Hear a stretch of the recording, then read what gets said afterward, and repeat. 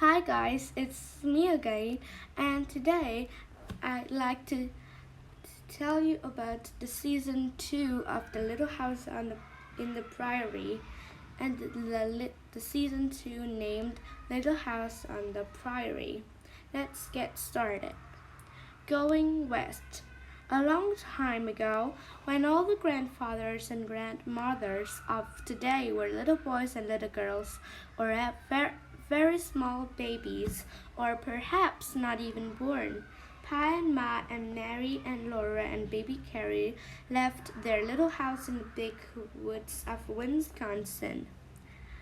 They drove away and left it lonely and empty in the clearing among the big trees, and they never saw that little house again. They were going to the Indian country.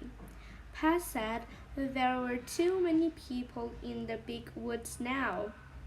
Quite often Laura heard the ringing thud of an axe, which was not Pa's axe, or the echo of a shot that did not come from his gun.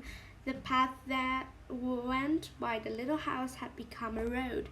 Almost every day, Laura and Mary stopped their playing and stared in surprise at a wagon slowly creaking by on that road. Wild animals would not stay in a country where there were so many people. Pat did not like to stay either. He liked a country where the wild animals lived without being afraid. He liked to see the little fawns and their mothers looking at him from the shadowy woods, and the fat, lazy bears eating berries in the wild berry patches. In the long winter evenings, he talked to Ma about the western country. In the west, land was level and there was no trees. The grass grew thick and high. There the wild animals wandered and fed as though they were in a pasture that stretched much farther than a man could see. And there were no settlers, only Indians lived there. One day, in the very last of the winter, Pa said to Ma, "Seeing you don't object, I've decided to go to see the West. I've had an offer for this place, and we can sell it now for as much as we're ever likely to get. Enough to give us a start in a new country." "Oh, Charles, must we go now?" Ma said. The weather was so cold and the snug house was so comfortable. "If we are going this year, we must go now," said Pa. "We can get across the Mississippi after the ice breaks." So Pa sold the little house. He sold the cow and calf. He made hickory bows and fastened them upright to the wagon box. Ma helped him stretch white canvas over them. In the thin dark before morning, Ma gently shook Mary and Laura till they got up. In firelight and candlelight, she washed and combed them and dressed them warmly. Over their long red flannel underwear, she put wool petticoats and wool dresses and long wool stockings. She put their coats on them and their rabbit skin hoods and their red yarn mittens. Everything from the little house was in the wagon, except the beds and tables and chairs. They did not need to take these, because Pa could always make new ones. There was thin snow on the ground. The air was still and cold and dark. The bare trees stood up against the frosty stars, but in the east the sky was pale, and through the gray woods came lanterns with wagons and aunts and uncles and cousins. Mary and Laura clung tight to their rag dolls and did not say anything. The cousins stood around and looked at them. Grandma and all the aunts hugged and kissed them and hugged and kissed them again, saying goodbye. Pa hung his gun to the wagon bows inside the canvas top where he could reach it quickly from the seat. He hung his bullet pouch and powder horn beneath it. He laid the fiddle box carefully between pillows, where jolting would not hurt the fiddle. The uncles helped him hitch the horses to the wagon. All the cousins were told to kiss Mary and Laura, so they did. Pa picked up Mary and then Laura and set them on the bed in the back of the wagon. He helped Ma climb up to the wagon seat, and Grandma reached up and gave her baby Carrie. Pa swung up and sat beside Ma and Jack. The brindle bulldog went under the wagon, so they all went away from the little log house. The shutters were all over the windows, so the house could not see them go. It stayed there inside the log fence, behind the two big oak trees that in the summertime he had made green roofs for Mary and Laura to play under. And that was the last of the little house. Pa promised that when they came to the west, Laura should see a papoose. "What is a papoose?" she asked him. And he said, "A papoose is a little brown Indian baby." They drove a long way through the snowy woods, till they came to the town of Pepin. Mary and Laura had seen it once before, but it looked different now. The door of the store and the doors of all the houses were shut. The stumps were covered with snow, and no little children were playing outdoors. Big cords of wood stood among the stumps. Only two or the men in the boots and fur caps and bright plaid coats were to be seen.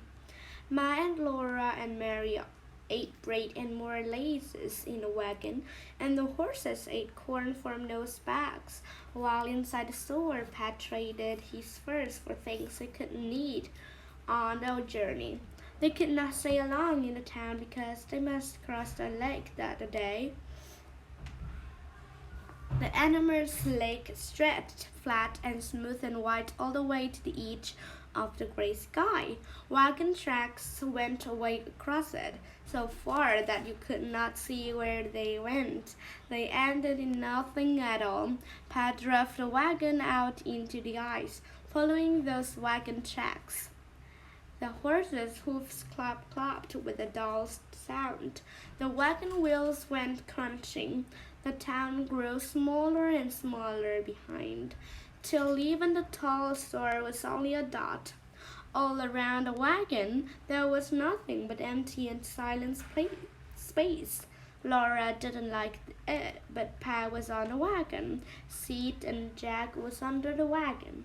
She knew that nothing could hurt her while Pa and Jack were there. At last the wagon was pulling up a slope of earth again, and again there were trees.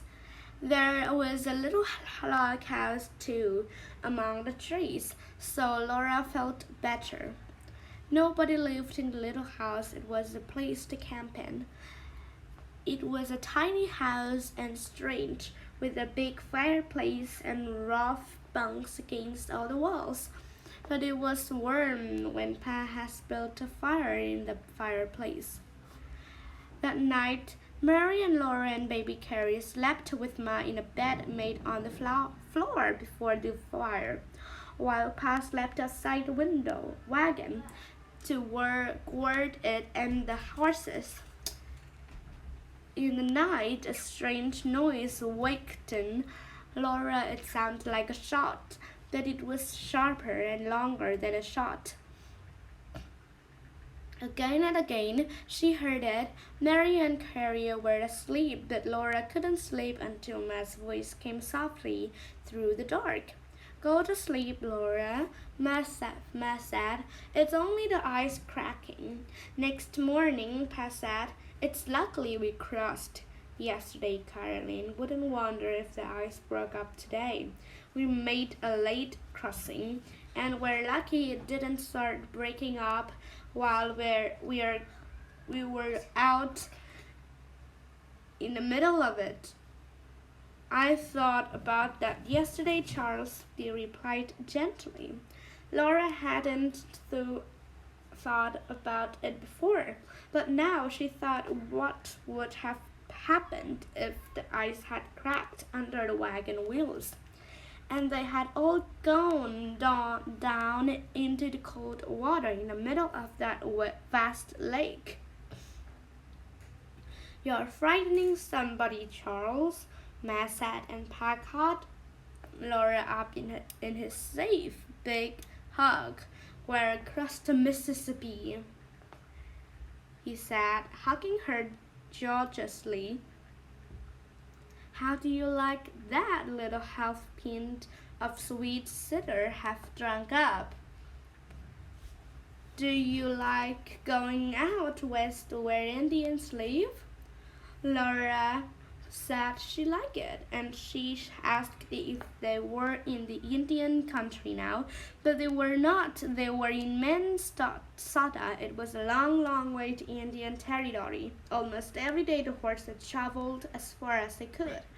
Almost every night, Pa and Ma made camp in a new place. Sometimes they had to stay several days in one camp because the creek was in flood, and they couldn't cross it till the water went down. They crossed too many creeks to count. They saw straight woods and hills and stranger country with no trees. They drove across the rivers on long wooden bridges, and they came to one wide yellow river that had no bridge. That was the Missouri River. Pa drove onto a raft, and they all sat still in the wagon while the raft went swaying away from the safe and slowly crossed all the rolling, muddy yellow water. After more days, they came to hills again. In a valley, the wagon stuck fast in deep black mud. Rain poured down, and thunder crashed, and lightning flared. There was no place to make camp and build a fire. Everything was damp and chill and miserable in the wagon. But they had to stay in it and eat cold bits of food. Next day, Pa found a place on a hillside where they could camp. The rain had stopped, but they had to wait a week before the creek went down and the mud dried, so the Pa could dig the wagon wheels out of it and go on.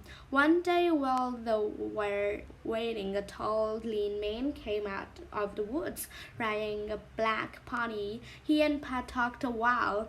Then they went off into the woods together, and when they came back, both of them were riding black ponies. Pa had traded the tired brown horses for those ponies. They were beautiful little horses, and Pa said they were not really ponies. They were Western Mustangs. They're strong and smooth and gentle as kittens, Pa said. They had large, soft, gentle eyes and long manes and toes, and slender legs and feet much smaller and quicker than the feet of horses in the big woods. When Laura asked what their names were, Pa said that she and Mary could name them. So Mary named one Pet, and Laura named the other Patty. When the creeks roared, the was not so loud and the road was drier. Pa dug the wagon out of the mud. He hitched Pet and Patty to it, and they all went on together. They had come in the covered wagon all the long way from the big woods of Wisconsin across Minnesota and Iowa and Missouri, all that long way.